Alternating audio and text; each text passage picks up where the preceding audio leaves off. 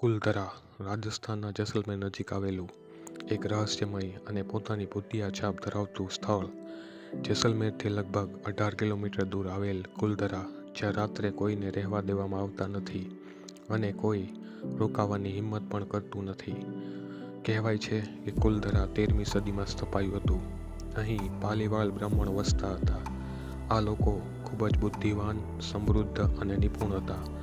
રણમાં પાણીનો સંગ્રહ, રણમાં કઈ રીતે ખેતી કરવી જેવી બાબતોમાં તેઓ ખૂબ જ આગળ હતા. પરંતુ કુલધરા ગામ ખાલી થવા પાછળ એક લોકકથા છે. તે સમયમાં જેસલમેરના શાસક સલીમ સિંહની નજર ગામના મુખિયાની એક સુંદર દીકરી પર પડતા તેણે ધમકી આપી કે જો તે તેની સાથે લગ્ન નહીં કરે તો આખા ગામ ઉપર ભારે કર લેવામાં આવશે અને વળી ભારે પરિણામ ભોગવવું પડશે. સલીમસિંહ રાજા હોવાથી ગામના લોકો તેની સામે લડી શકે તેમ ન હતા. આથી દુઃખી થઈ ગામના 1500 જેટલા લોકો તે જ રાત્રે ગામ છોડીને નીકળી ગયા અને ગામને એક શ્રાપ આપીને ગયા કે ક્યારેય પણ આ ગામમાં કોઈ વસ્તી રહેશે નહીં અને કોઈ પણ વ્યક્તિ અહીં રાતવાસો કરી શકશે નહીં. આ જ શ્રાપને લીધે આજે પણ આ ગામ હોન્ટેડ વિલેજ તરીકે એટલે કે ભૂતિયા ગામ તરીકે જાણીતું છે. વળી રહસ્યમય વાત એ છે કે આ ગામ લગભગ 1500ની વસ્તી એક જ રાતમાં ખાલી થઈ ગઈ.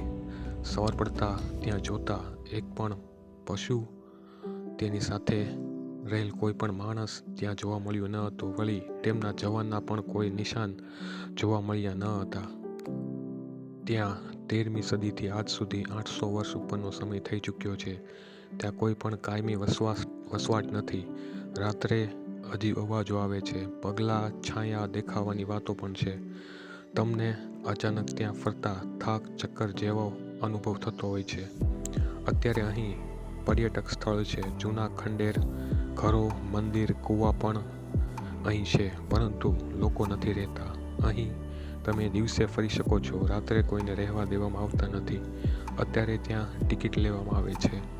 પરંતુ એક વૈજ્ઞાનિક દૃષ્ટિકોણ એવો પણ છે કે એ સમયે કુલધરામાં પાણીની તંગી, વારંવાર આવતા ભૂકંપ અથવા આર્થિક રીતે હેરાનીને લીધે લોકો અહીં રહેતા ન હતા.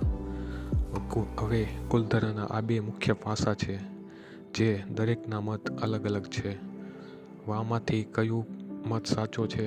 વૈજ્ઞાનિક દૃષ્ટિએ જોઈએ તો ત્યાં આવતા વારંવાર ભૂકંપ, પાણીની તંગી અને આર્થિક રીતે તેઓ લોકો પછાત થયા હતા, તેથી ત્યાં કોઈ રહેતું ન હતું. અને એક સ્ટોરી આ પણ છે કે ત્યાં રહેતા લોકોએ આ ગામને શ્રાપ આપ્યો હોવાની પણ માન્યતા છે. જેસલમેર જતા હોય તો કુલધરા ગામની વિઝિટ અચૂકથી લેવી.